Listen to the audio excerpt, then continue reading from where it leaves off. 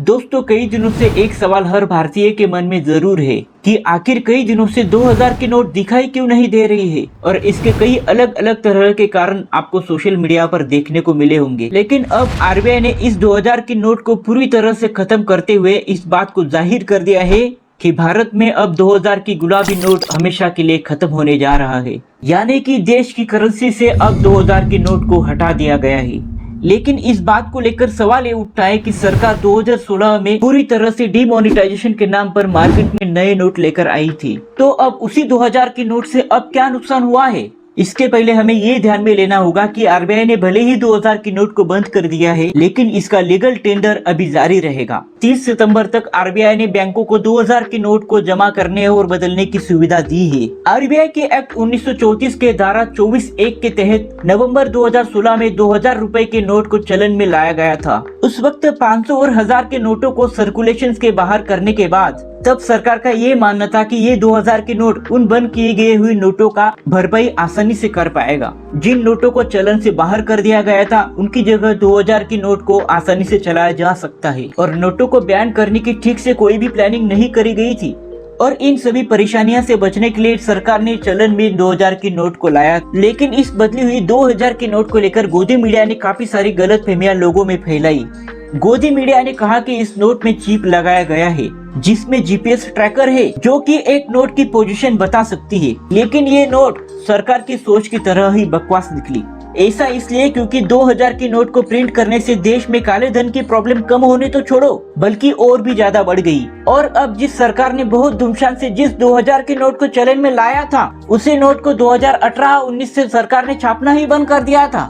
अगर आपने कई सारे दिनों से अगर 2000 के नोट को नहीं देखी है तो इसमें हैरानी वाली कोई भी बात नहीं है, क्योंकि वो लगभग 2018 से ही छपती नहीं है। अब जो भी कुछ 2000 के नोट मार्केट में बचे हैं उनको भी अधिकतर 2017 से पहले ही जारी किए गए थे। अब आरबीआई की क्लीन नोट पॉलिसी के अंतर्गत 2000 के इस नोट को फिर से बंद कर दिया जा रहा है। लेकिन अब हम ये जानते हैं कि आखिरकार आरबीआई क्लीन नोट पॉलिसी क्यों और कैसे अपनाती है और इसका हम आम नागरिकों पर क्या असर होता है। दोस्तों, आरबीआई का ये काम होता है कि वो लोगों तक यानी कि जो इंडियन करेंसी को इस्तेमाल करता है उनको गुड क्वालिटी के नोट उपलब्ध करवाए, यानी कि ऐसे नोट जिनसे नुकसान ना हो और वो सर्कुलेशन में बने रहे। मतलब अगर आरबीआई कोई नोट ज्यादा छापती है और अगर वो ज्यादा सर्कुलेट नहीं हो पाती है तो ये आरबीआई के लिए अच्छा नहीं होता है और साथ ही ये देश के इकोनॉमी के लिए भी अच्छा नहीं होता है। और इसी बात को ध्यान में रखते हुए रिजर्व बैंक ने 1988 में क्लीन नोट पॉलिसी को शुरू किया था। लेकिन आरबीआई के इस कदमों ने लोगों की जिंदगी पर काफी बुरा असर भी पड़ा है, क्योंकि इससे लोगों को पुराने नोटों को बैंकों में जमा करने और उसके बदले में नए नोटों को लेने के लिए मजबूर होना पड़ा था, जिस वजह से कैश की भी काफी क्राइसिस खड़ी हो गई थी और टूरिज्म, रियल एस्टेट, रिटेल जैसी कई सेक्टर्स भी काफी प्रभावित हुए थे। आरबीआई की इस क्लीन नोट पॉलिसी की भी काफी आलोचनाएं हुई है, क्योंकि इससे देश की गरीब और ग्रामीण आबादी पर काफी नकारात्मक असर पड़ता है, क्योंकि वो तो इन बातों से अवेयर नहीं होते। ज्यादातर आबादी मेहनत और मजदूरी करके पैसे इकट्ठा करते थे और कईयों के तो बैंक अकाउंट तक नहीं होते हैं। जो पैसे उनके पास एक जमा पूंजी की तरह उनके पास आए हैं वो अचानक ही असामान्य हो गए थे, तो सोचो उन पर क्या बीतती होगी। ये क्लीन नोट पॉलिसी काम कैसे करती है। आरबीआई के एक्ट 34 की धारा 24(1) के तहत उसमें कहा गया है कि कोई भी व्यक्ति किसी भी तरीके के नोटों को नष्ट नहीं करेगा और न ही उसके साथ छेड़छाड़ करेगा। पॉलिसी के लक्ष्य के तहत सर्कुलेशन बनाए रखने के साथ साथ क्लीन भी रखना होता है और डिजिटल पेमेंट को और भी सिक्योर बनाने के लिए भी नई क्लीन नोट पॉलिसी को लागू किया गया है।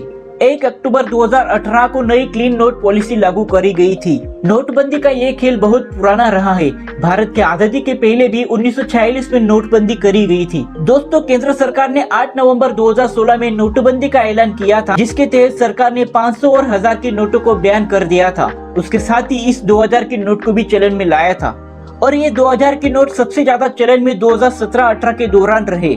करीब 33,630 लाख नोट चलन में लाए गए थे, जिसकी कुल कीमत होती है लगभग 6.72 लाख करोड़ रुपीस। और एक बार तो केंद्रीय मंत्री अनुराग ठाकुर ने भी लोकसभा में अपना बयान देते हुए कहा था कि पिछले करीब 2 सालों से एक भी 2000 की नोट की छपाई नहीं हुई है, जिसके बाद अब फाइनली 2000 की नोट को लोगों के पास से भी जमा करने का निर्णय लिया गया है। आरबीआई ने अपने सर्कुलेशन में लिखा है कि 2000 की नोट को अब सर्कुलेशन से पूर्णतः बाहर कर रहा है। इसका मतलब ये है कि हम 30 सितंबर तक कोई भी बैंक में 2000 के नोट को लेकर बदल सकते हैं। लोगों की परेशानियों को ध्यान में रखते हुए आरबीआई ने हर एक बैंकों को अपने व्यवहार में 2000 की नोट को लेने का भी निर्देश दिया है। और इतना ही नहीं बल्कि एक बार में ही आप किसी भी बैंक में 20,000 रुपए तक 2000 की नोट को बदल सकते हैं। और अगर आपके अकाउंट में जमा करना है तो आप कितने भी रुपए 2000 की नोट जमा कर सकते हैं। और दूसरी बात यह भी है कि 2000 रुपए की नोट जो कि सबसे बड़ी वैल्यू वाली नोट है, उसे रखने में ज्यादा परेशानियां नहीं होती है। कम से कम जगह और गिनने में भी कम वक्त लगता है और इससे कालाबाजारी करने वालों को भी काफी आसानी होती है। और यही वजह है दोस्तों, जब काले धन की बात आती है तो सबसे बड़े वैल्यू वाली करेंसी का जिक्र तो होता ही है, जैसे अब 2000 की इस नोट को लेकर हुआ है। और भारत में 8 नवंबर 2016 में भी यही सबसे बड़ी वैल्यू वाली नोट 500 और 1000 वाले नोट निशाने पर आए थे। इसी दिन इन नोटों को बैन कर दिया गया और यह नोट एक ही झटके में रद्दी में तब्दील हो गए। अचानक से लगे इन झटके ने लोगों को लाइन में खड़ा होना पड़ा, कईयों की तो जानें भी चली गई, जिसकी वजह से आरबीआई ने 2016 में ही उससे 2 गुना वैल्यू वाली बड़ी नोट 2000 की नोट को चलन में लाया था। ऐसा इतिहास है दोस्तों नोटबंदी और 2000 की इस नोट का। कभी एक बार तो नोटबंदी देश के लिए जरूरी तो है, लेकिन आज तक नोटबंदियों से आम लोगों की ही जिंदगी बर्बाद होते हुए हमने देखा है। वैसे दोस्तों आपको इसके बारे में क्या कहना है हमें कमेंट सेक्शन में जरूर कहें और ऐसी वीडियोस देखने के लिए हमारे चैनल को सब्सक्राइब कर दीजिए। मिलते हैं अगले वीडियो में। धन्यवाद। जय हिंद। वंदे मातरम।